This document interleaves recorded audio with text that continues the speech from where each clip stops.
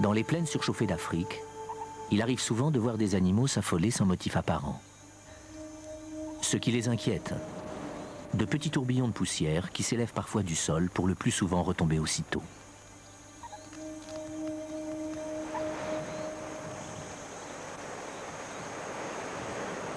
Il arrive que des tourbillons plus puissants se forment, mais eux aussi trop éphémères pour être dangereux. Par contre, il existe sous d'autres latitudes, d'autres tourbillons d'une violence terrifiante.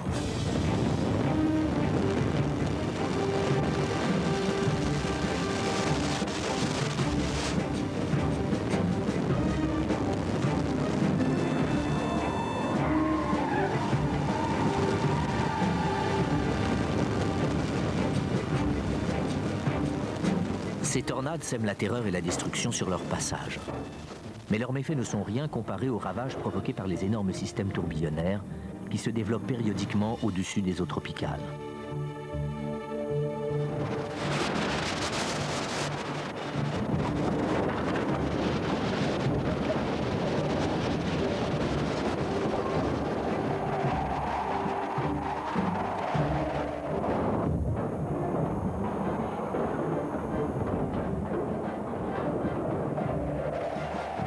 Typhon, hurricane, cyclone, ouragan. Autant de noms différents qui racontent la même terreur et la même impuissance des hommes face aux éléments déchaînés. Aucune défense efficace n'a été trouvée jusqu'ici. On ne peut que faire après coup le compte des dégâts matériels et des pertes en vies humaines. Plus de 500 000 dans les 50 dernières années. Aux États-Unis, les tornades à elles seules sont responsables de plus de 10 000 morts. La science aujourd'hui a engagé le combat. Des yeux électroniques scrutent sans cesse le ciel pour essayer de prévoir leur improbable course.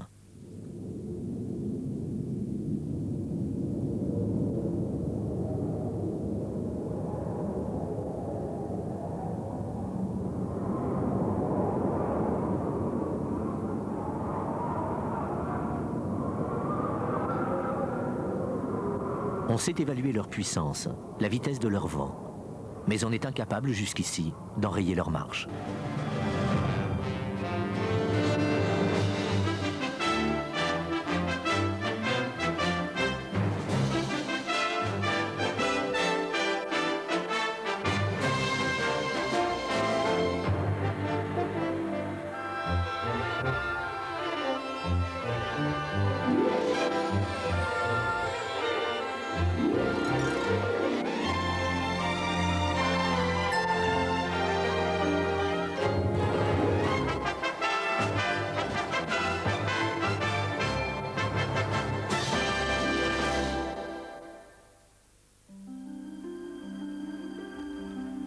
Avril 1991.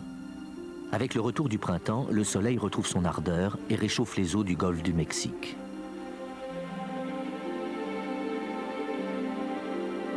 L'évaporation se condense en nuages, entraînée vers le nord-ouest, Texas, Louisiane et centre des États-Unis.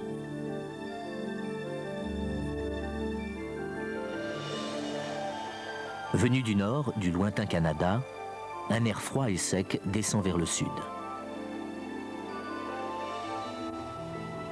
Pendant ce temps, des vents qui ont traversé les montagnes rocheuses à haute altitude commencent à se répandre au-dessus de la Grande Prairie. Le 26 avril 1991, ces trois forces convergentes vont se heurter. Au-dessus de Tornado Alley, l'allée des tornades. La rencontre de vents d'altitude très rapide et de vents plus lents à l'étage inférieur entraîne un tournoiement horizontal de l'air, un peu comme le mouvement d'une toupie sur une surface plane.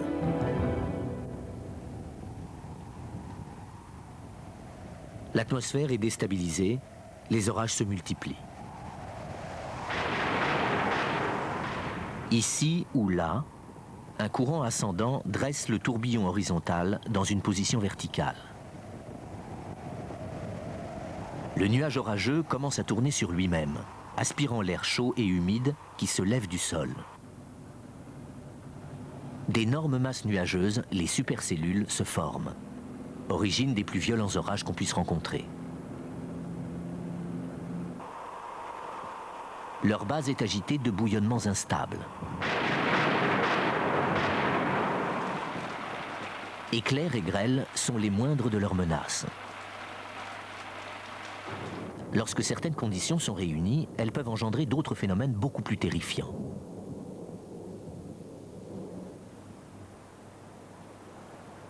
Depuis une semaine, la météo américaine suit l'évolution des conditions atmosphériques. Et elle a annoncé, le 26 avril, une aggravation très sérieuse du temps. Tout laisse prévoir le déclenchement ce jour-là d'une menaçante série de tornades. Celles-ci vont frapper les États du Middle West au cours de l'après-midi et de la soirée. 56 impacts en 56 endroits différents.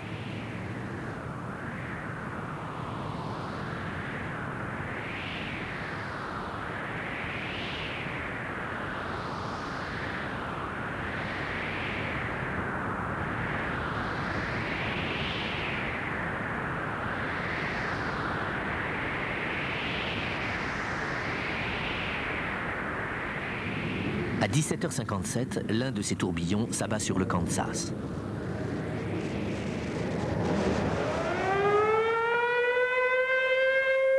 Il est l'heure du dîner à Wichita, quand les sirènes enjoignent à tous de se précipiter vers les abris.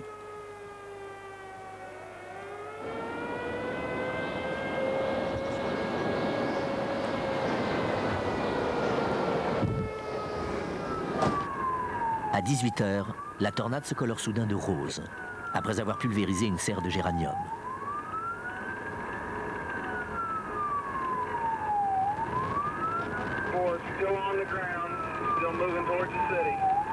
Puis elle poursuit sa route, de plus en plus menaçante. Au moment d'atteindre la base aérienne de McConnell, le nuage tourbillonnant a déjà une largeur de près de 100 mètres.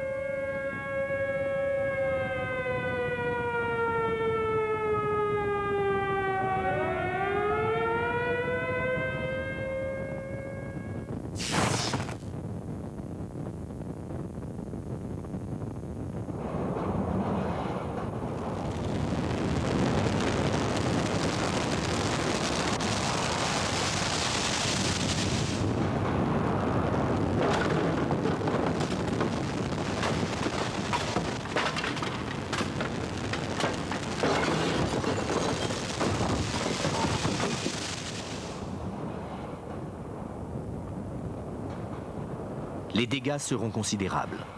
L'hôpital de la base, une école et une centaine d'habitations rasées. 18h29. La tornade approche de la petite ville d'Andover.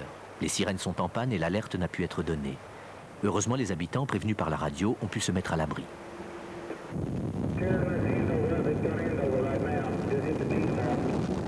La cheminée de la tornade atteint maintenant près de 200 mètres de diamètre. À 18h40, elle se déchaîne contre le vaste camp de caravanes de Mobile Spur. Elle finira par se dissiper quelque part au nord-est d'Andover. Mais quelques minutes plus tard, les mêmes nuées orageuses engendrent un deuxième entonnoir tourbillonnant à proximité de l'autoroute du Kansas. Une équipe de télévision présente sur les lieux a la chance de pouvoir filmer. Mais bientôt leur bonheur tourne à la panique. La tornade les poursuit. Ils ont beau pousser leur voiture à fond, 150 km/h, ils ne parviennent pas à la semer.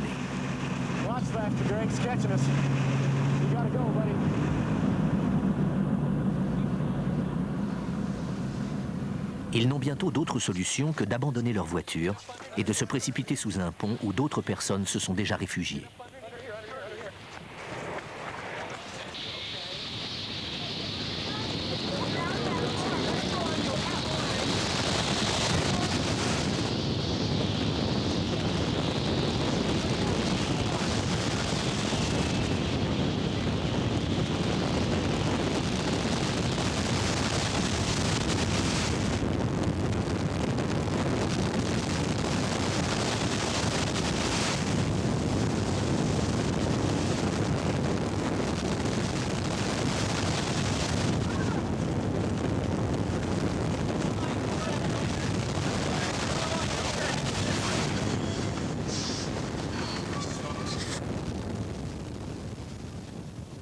La tornade s'éloignera aussi rapidement qu'elle est arrivée. Mais après son passage, le spectacle de la route est incroyable. Des gens arrachés de leur voiture et projetés parfois à des dizaines de mètres. Des véhicules retournés comme des crêpes et écrasés au sol. C'est à Andover que les dévastations ont été les plus terribles. Le village de Caravan est pulvérisé. On y retrouvera 10 cadavres. Au total, l'État du Kansas déplorera la destruction de 1700 habitations et la perte de 20 vies humaines.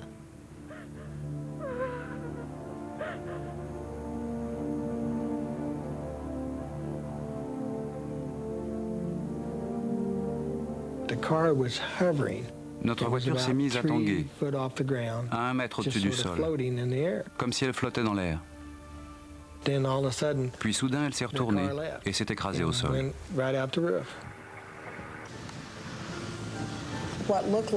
Il y avait comme de grandes feuilles de papier qui flottaient partout. Mais en fait, c'était des portes ou des fenêtres, des morceaux de maison. Cette jeune femme, Brooke Tara, se promenait sur une petite route de campagne. Elle a cherché refuge sous un arbre. Arrachée par le tourbillon, elle sera projetée à plus de 300 mètres de distance.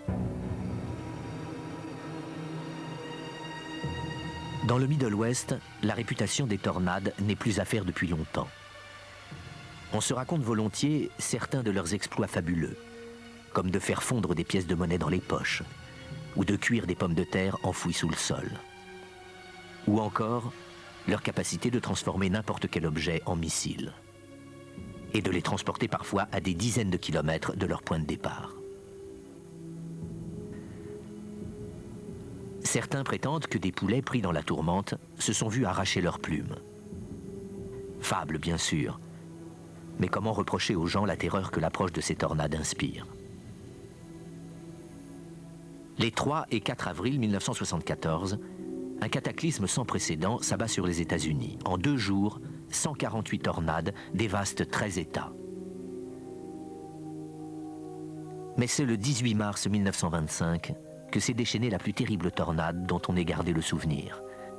Au terme d'une course de 350 km, elle a tout ravagé sur son passage et fait 689 victimes.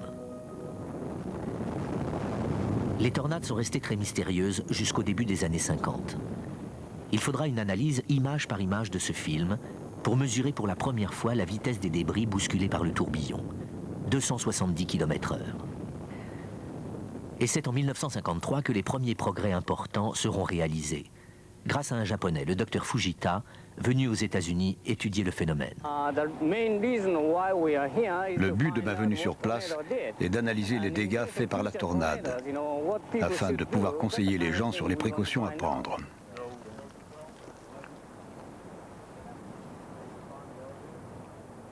Je pense que ceci était un silo à grains.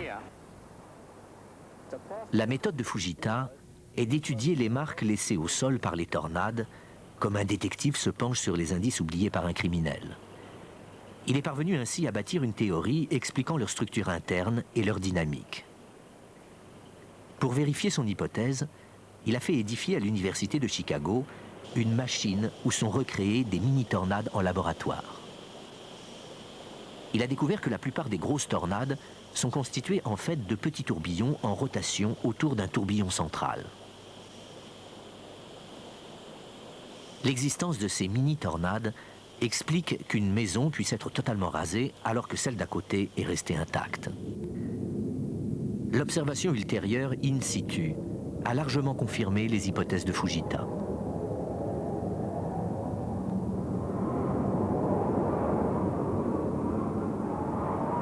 Les tornades peuvent se former un peu partout dans le monde. Mais en fait, les 3/4 frappent les États-Unis. Le plus souvent au printemps et aux heures chaudes de l'après-midi. On dit couramment qu'une tornade pique vers le sol. En fait, elle aspire de l'air près du sol et l'élève en spirale.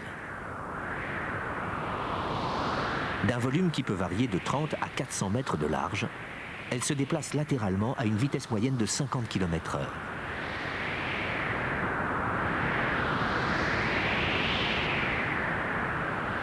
L'entonnoir central est une sorte de tube composé de vapeur d'eau. Il doit sa couleur sombre à la poussière et aux débris transportés. Dans l'hémisphère nord, la quasi-totalité des tornades ont un mouvement de rotation dans le sens des aiguilles d'une montre. Moins d'1 sur 1000 tourne dans le sens opposé. Les tornades peuvent adopter les formes les plus variées, évoquant tantôt les éclats de fouet d'un dompteur, tantôt la danse légère d'un fantôme. Et une seule nuée orageuse peut donner naissance à toute une série de tornades qu'on appelle alors une famille.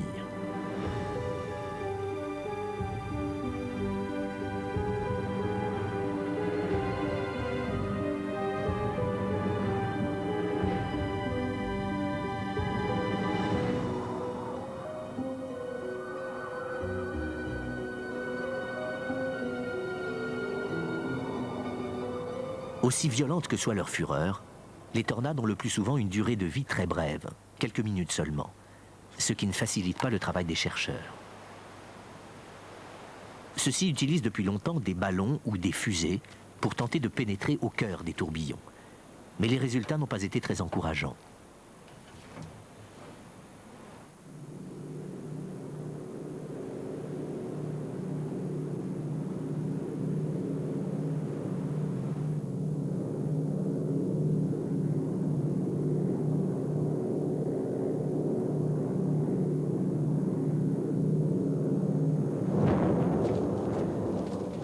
Dans les années 1980, le laboratoire de recherche météorologique des États-Unis a mis au point une sorte de mini-observatoire ambulant, bourré d'instruments de mesure.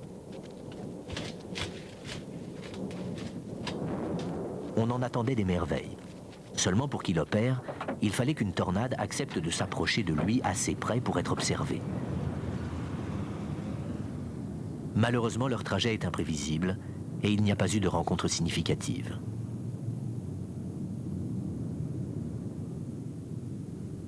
Aujourd'hui, la méthode d'observation la plus sûre est une sorte de radar utilisant l'effet Doppler. On parvient, grâce à ces radars, à calculer la vitesse et la direction des vents tourbillonnaires. Depuis 1981, les météorologistes disposent ainsi d'une sorte d'image signalétique des tornades dès leur formation, leur permettant de déclencher les systèmes d'alerte des populations menacées. Mais le problème essentiel reste entier. Pourquoi et quand une tornade se forme-t-elle? Pour un chercheur comme Howard Blustein, professeur de météorologie à l'université d'Oklahoma, il n'y a qu'une seule façon d'en apprendre davantage. Les images satellites et les images radar, c'est très bien. Mais il faut regarder dehors et voir les images d'assez près pour sentir ce qui se passe vraiment. Je ne peux pas comprendre qu'on étudie un phénomène sans s'y frotter concrètement, le voir, le sentir, le toucher. Il faut replacer les choses dans leur contexte pour comprendre leurs causes et leur développement.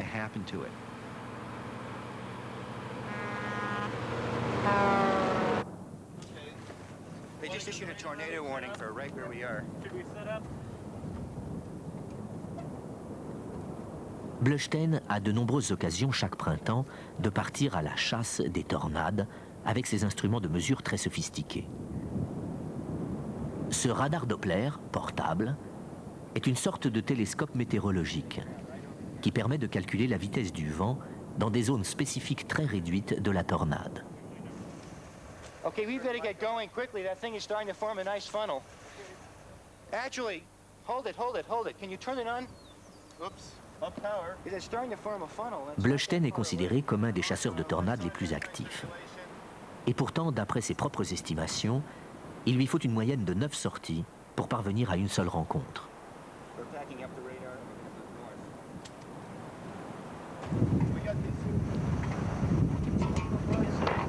You got it?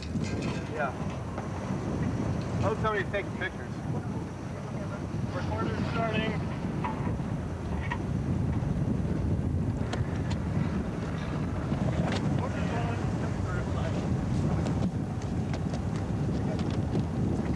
Which mode are you in? I'm in CW.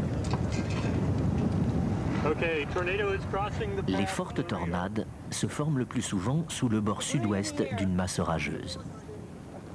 Blushten a pris position en conséquence, s'arrêtant à 3 km environ du point où le tourbillon devrait frapper.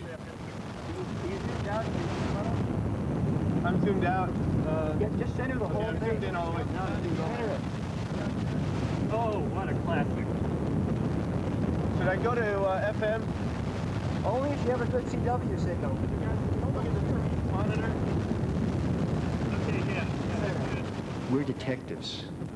Nous sommes des détectives. Nous cherchons des indices.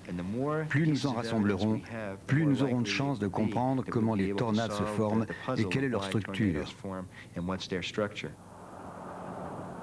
En avril 1991, alors qu'ils étaient lancés à la poursuite de la tornade qui devait ravager Andover, Blushten et son équipe ont été arrêtés par une autre colonne tourbillonnante particulièrement spectaculaire.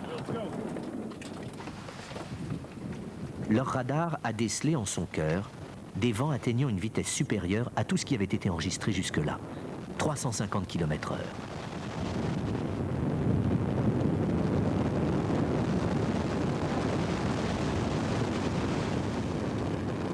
Et ce jour-là, la passion de la chasse a failli leur coûter cher.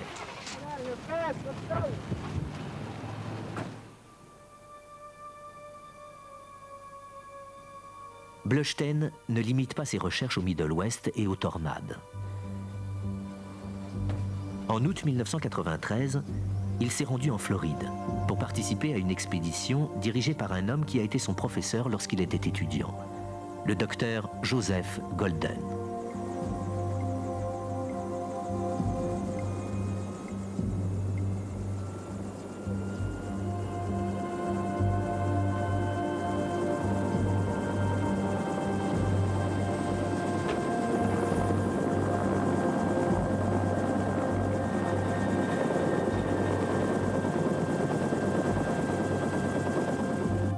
L'objet de l'expédition est d'observer un autre phénomène atmosphérique étonnant.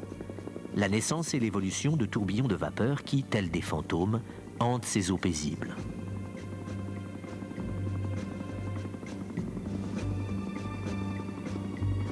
En 1967, alors qu'il était en vacances en Floride, Joseph Golden eut l'occasion d'observer pour la première fois ce phénomène depuis un avion. Et il est devenu le plus grand spécialiste mondial de ces trombes d'eau, dont seuls quelques récits de marins avaient dans le passé révélé l'existence.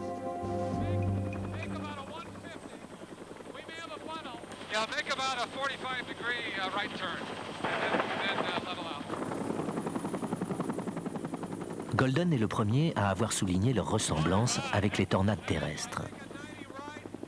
Ces trombes se forment généralement dans un contexte météo beaucoup plus calme que les tornades, ce qui permet ainsi de les étudier de près.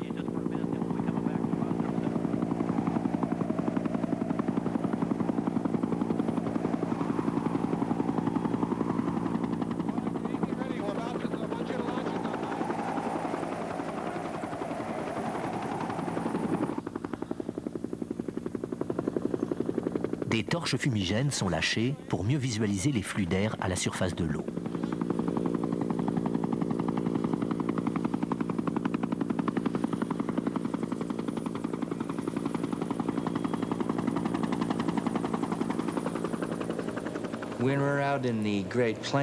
Dans les grandes plaines, quand nous étudions les tornades, il est impossible d'observer clairement ce qui se passe au sol ou à la base du nuage.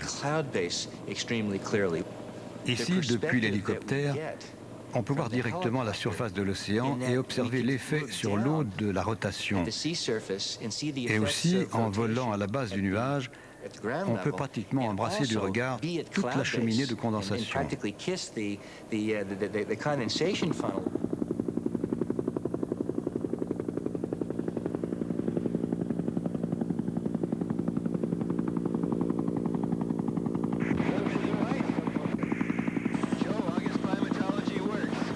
L'étude de ces colonnes fantômes permettra peut-être un jour de comprendre le mécanisme caché des tornades. Mais il existe un autre phénomène tourbillonnaire. Celui-là, il convient, si on veut l'observer, de prendre prudemment ses distances. Seul un satellite permet d'obtenir une image complète de ces monstres, pouvant atteindre parfois 800 km de large et 15 km de haut. Ces créatures de l'océan naissent et grandissent dans les eaux tropicales chaudes, avant de se déchaîner sous des noms qui varient avec le lieu de leur naissance. Ici typhon, là cyclone ou encore hurricane.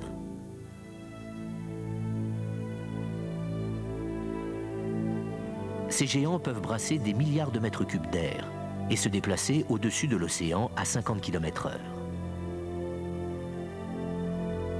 Pourtant, leurs débuts sont bien insignifiants. En été et en automne, dans les régions tropicales, la température de l'eau peut s'élever jusqu'à 30 degrés sur de vastes étendues d'océan. Au-dessus de ces zones surchauffées, un air humide s'accumule en larges formations orageuses. Les vents d'altitude poussent cette formation vers l'ouest, tandis que les vents de surface commencent à tourbillonner dans les basses pressions sous les nuages. Il arrive que ce mouvement tourbillonnant, alimenté par l'air ascendant chaud et humide, forcisse. Lorsque la vitesse du vent dépasse 74 miles, 120 km/h, un nouvel ouragan, un cyclone, est né. Leur structure obéit au schéma suivant. Des bandes de pluie qui peuvent atteindre 500 km de long convergent vers le mur de nuages qui ceinture son œil, le cœur du cyclone. Là se forment des vents tourbillonnants dont la vitesse peut aller jusqu'à 350 km/h. À l'intérieur de l'œil lui-même, des retombées d'air froid créent une zone de calme irréelle. La plupart des tempêtes tropicales grandissent et disparaissent au milieu de l'océan. Lorsque l'une d'elles menace de venir attaquer les terres habitées, les yeux du monde entier se braquent sur elle, et en premier lieu, ceux de Jim Leonard. Les ouragans, Jim les guette à travers la lecture quotidienne et minutieuse des cartes météo. Aussitôt qu'une menace est signalée, il se précipite à la rencontre de ces éléments déchaînés qui font fuir, terroriser, tout être raisonnable. Jim n'a ni diplôme de météorologie, ni formation scientifique. Mais comme homme de terrain, il est sans doute sans égal. Cet autodidacte du cyclone a fait de cette passion sa vie. 15F, you're all set. Thank you. You're welcome. When I was 10 years old, I had my first J'ai vécu ma première expérience d'un cyclone à l'âge de 10 ans. Le cyclone Donna, avec des vents de 140 à 150 à l'heure. C'était fascinant.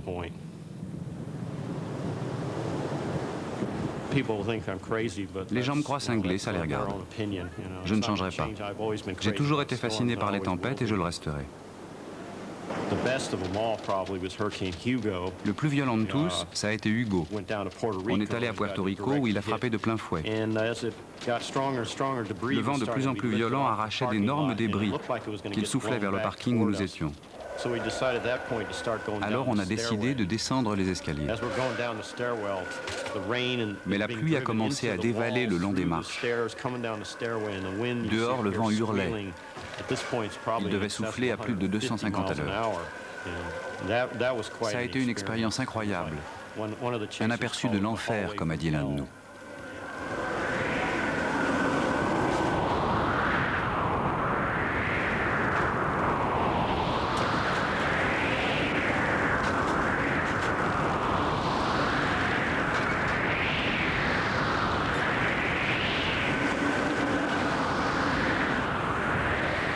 « 1992. Jim affronte le typhon Omar sur l'île de Guam.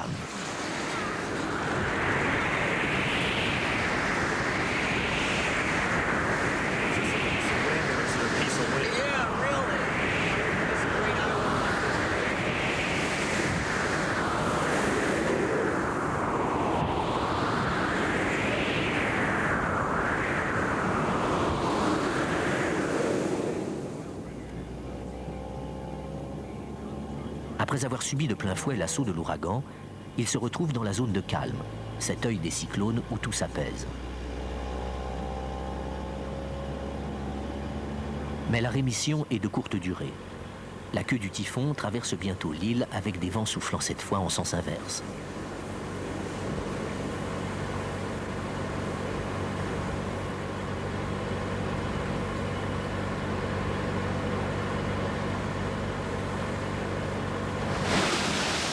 Jim a aussi vécu le typhon Yuri en 1991. Il est arrivé par la rive sud de l'île de Guam. J'étais un peu imprudent cette fois-là, mais ça m'a permis de filmer des plans que j'attendais depuis longtemps. La mer est quand même montée un peu trop vite à mon goût.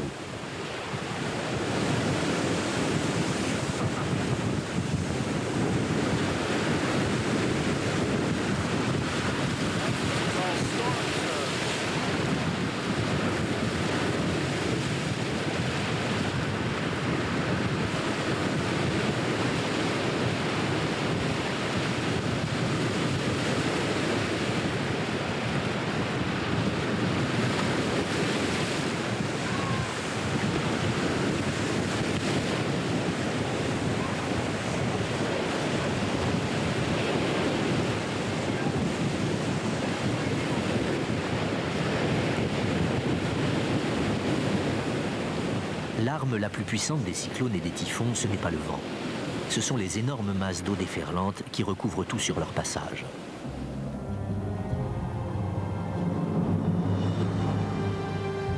Sur 10 victimes, 9 périssent enlevées par la mer et noyées. Ces ouragans peuvent soulever des montagnes d'eau de 6 à 7 mètres de haut et submerger des dizaines de kilomètres de côte sous 3 à 4 mètres d'eau.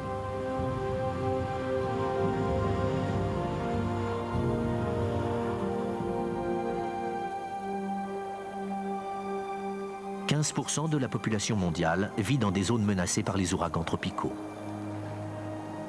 Nés dans le ciel de l'Atlantique, les cyclones dévastent les Caraïbes et les côtes américaines du golfe du Mexique.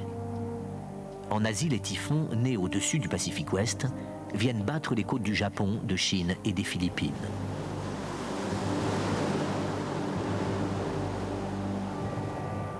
Mais les cyclones les plus meurtriers sont ceux qui ont frappé le Bangladesh. Des millions de paysans s'entassent ici sur des terres à fleur d'eau, quelques centimètres seulement au-dessus du niveau de la mer. Lorsque l'ouragan frappe, les possibilités de fuir sont faibles et les pertes en vies humaines sont énormes. Un seul ouragan a fait en 1970 près de 300 000 morts.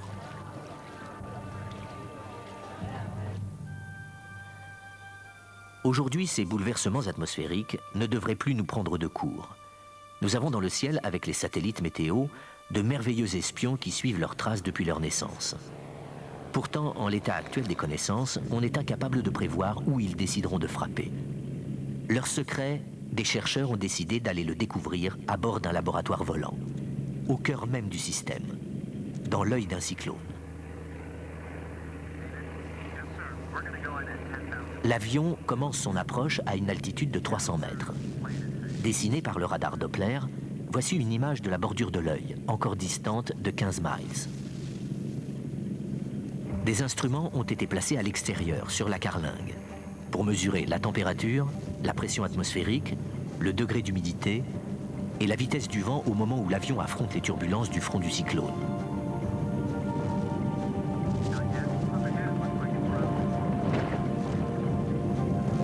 Les instruments indiquent une vitesse du vent de 100 nœuds, soit 180 km/h. Les observateurs s'attendent à ce que cette force augmente encore jusqu'à 200 nœuds éventuellement.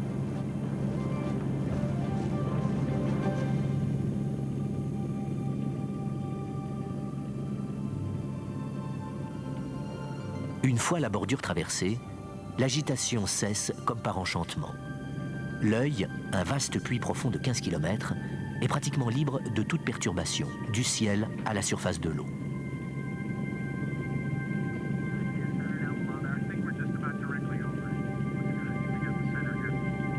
La position exacte de l'œil et toutes les informations obtenues sont immédiatement transmises aux stations au sol et aussi à ce bâtiment en Floride, le centre de recherche sur les cyclones de Miami.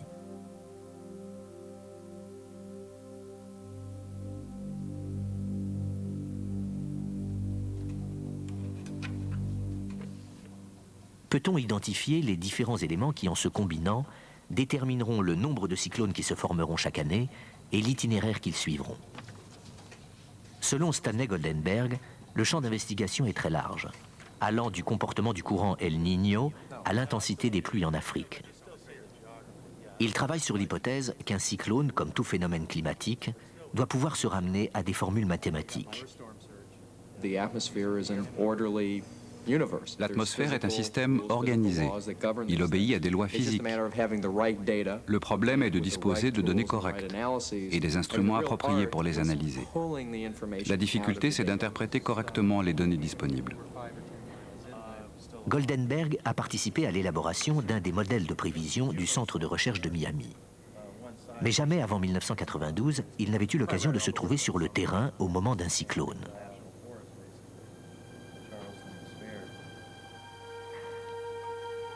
« 17 août 1992.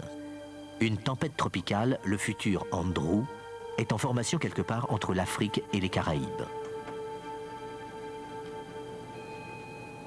Dans les jours qui suivent, la tempête augmente progressivement. Mais de forts vents d'altitude vont bientôt déchirer les masses nuageuses d'Andrew, ralentissant sa progression. Pour Goldenberg et ses collègues météorologistes, Andrew a de très faibles chances de devenir un jour un cyclone.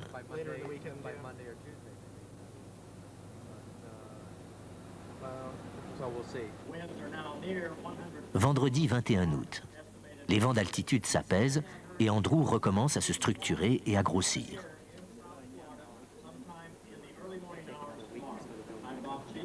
Le modèle informatique montre qu'Andrew pourrait se diriger vers la Floride. Mais les observateurs estiment tous que le risque n'est pas imminent. Goldenberg décide que sa présence n'est pas indispensable et il quitte son bureau de bonne heure ce jour-là pour rejoindre son épouse qui doit accoucher de leur 4e enfant pendant le week-end.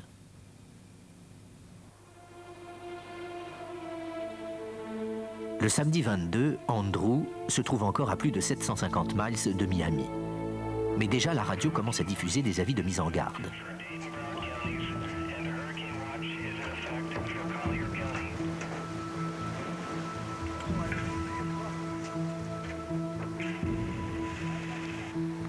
Dans la matinée du dimanche 23, l'ordre d'évacuation est donné le long des côtes de Floride.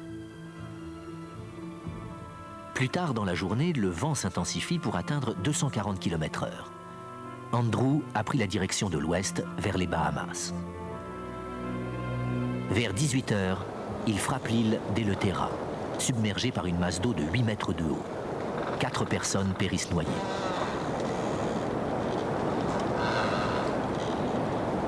À Miami, la violence du vent annonce l'approche d'Andrew.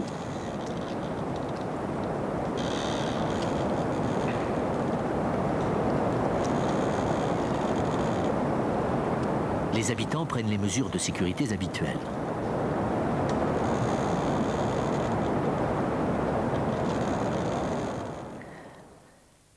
Les cartes météo confirment l'arrivée d'Andrew sur la Floride.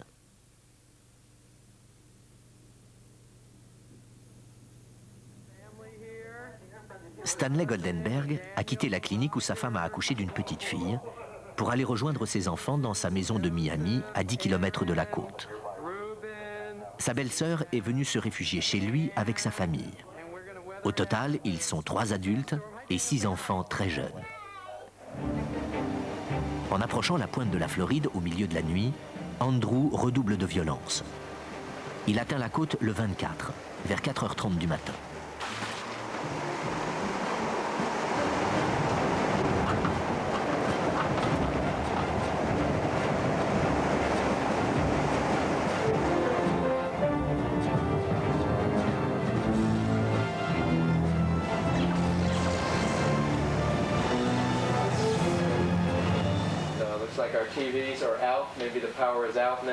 La télé s'est arrêtée. Peut-être que le courant a été coupé. On peut entendre le déchaînement dehors.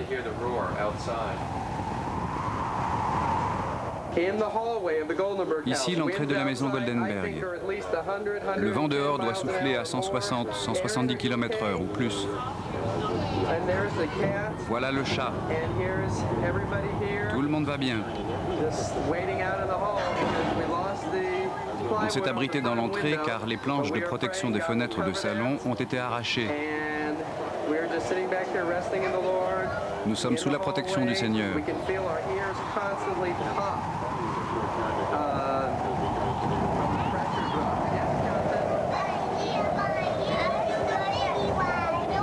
Seigneur, protégez-nous.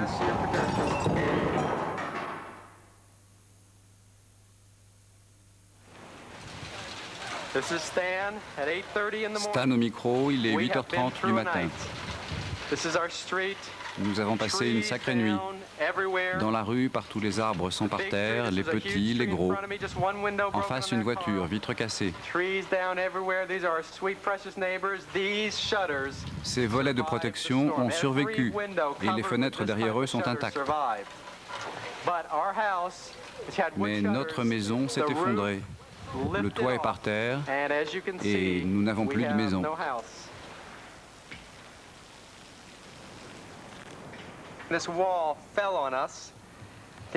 Ce mur nous est tombé dessus avec tout ce qu'il y avait dans la cuisine. Le réfrigérateur, le four, tout nous est tombé dessus.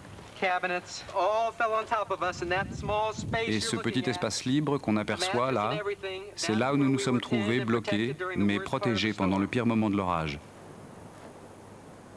Le plus incroyable, c'est que tous les occupants de cette maison, qui n'est plus que décombres, en sont ressortis totalement indemnes.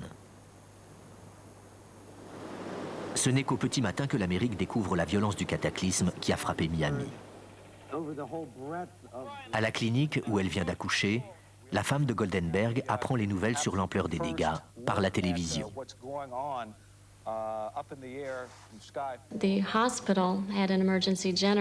L'hôpital a un générateur de secours. Donc nous avons eu du courant tout le temps et nous avons pu avoir les premières images des dégâts causés par le cyclone. Ça a été un terrible choc. Au début, les reporters semblaient rassurés. Ils commentaient ce qu'ils voyaient. Cette voiture a été projetée jusque-là. Et puis en avançant vers le sud, ils sont devenus beaucoup moins bavards.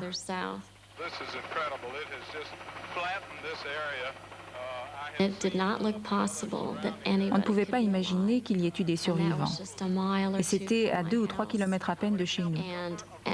Là, je me suis sentie désespérée. Sur les 300 ou 400 caravanes que contenait ce parc, le reporter n'arrive à en compter que 7 ou 8 qui sont encore debout.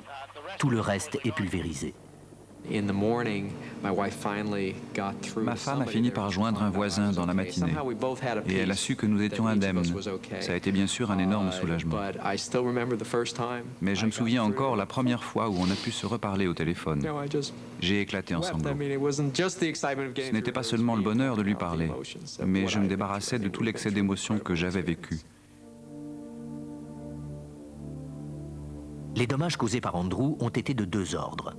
Destruction due à la fureur des flots le long de la côte de Floride et ravage du vent sur une très vaste zone à l'intérieur des terres. Plus de 135 000 logements endommagés ou totalement détruits. Le miracle, c'est qu'il n'y ait eu que 44 morts à déplorer.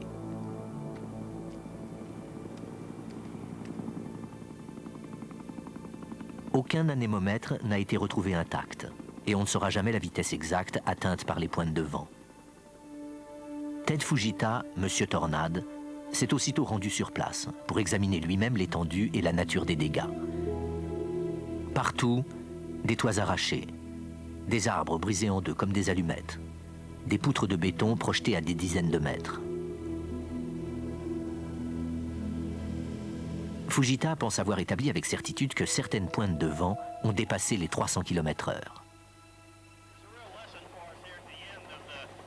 Les observations les plus intéressantes, il les fera en survolant la région sinistrée. Du ciel, on distingue très nettement des zones totalement dévastées, situées en bordure de zones pratiquement intactes. Pour Fujita, cela confirme la théorie qu'il a déjà développée à propos des tornades. Les destructions les plus graves causées par Andrew auraient été dues à des mini-tourbillons incrustés dans la bordure de l'œil. Des sortes de tornades miniatures d'une durée de vie très brève mais très violente. Goldenberg confirme cette hypothèse. On n'a jamais imaginé que des destructions pareilles étaient possibles.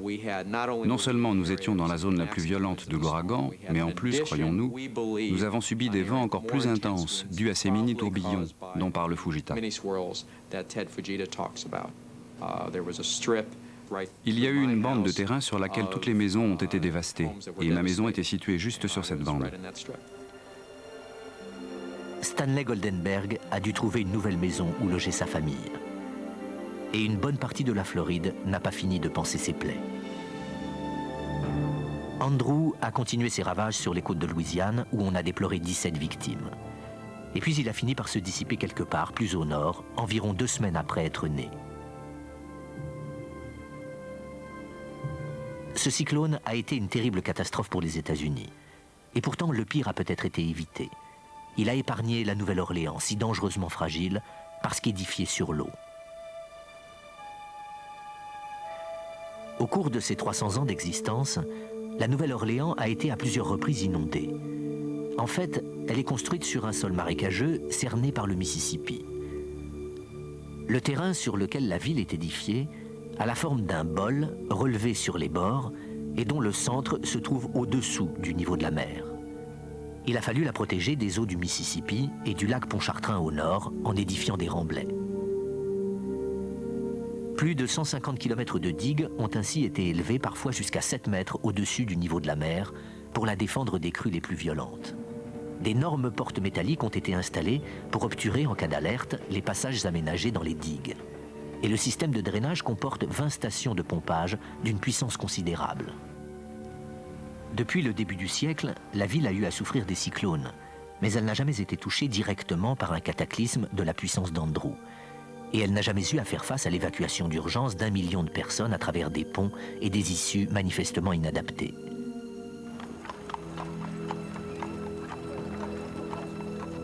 Le météorologiste Bill Crouch craint pour sa part que le système de digues mis en place autour de la ville ne constitue une sécurité aléatoire. C'est une arme à double tranchant. Sans doute assure-t-elle une protection suffisante dans la plupart des cas. Mais si les flots du lac s'élevaient au-dessus des digues, la masse d'eau qui se déverserait sur la ville serait incroyable. Dans certaines parties de la Nouvelle-Orléans, qui sont en dessous du niveau de la mer, on risque d'avoir une dizaine de mètres d'eau, c'est-à-dire la hauteur d'immeubles de 3 étages. C'est le genre de situation que nous devons envisager. Et nous craignons que même si les gens se réfugient dans les immeubles élevés, les pertes en vie humaine soient très importantes.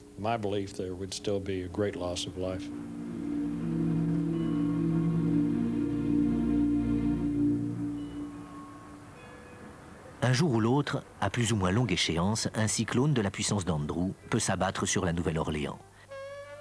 Arrivant du sud-est, il risque de provoquer dans le lac Pontchartrain un violent raz-de-marée qui submergera les digues de protection, rendant inefficaces les stations de pompage.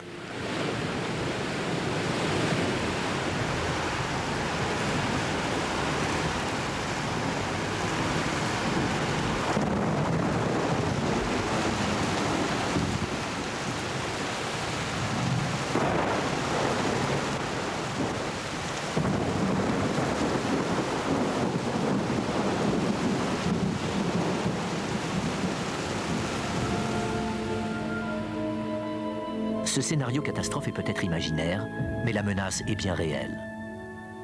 Qu'adviendrait-il alors des dizaines de milliers de personnes qui n'auraient pu fuir à temps? Pour faire face à l'éventuel cauchemar, la ville de la Nouvelle-Orléans a demandé à plusieurs organismes fédéraux et régionaux des plans de secours d'urgence.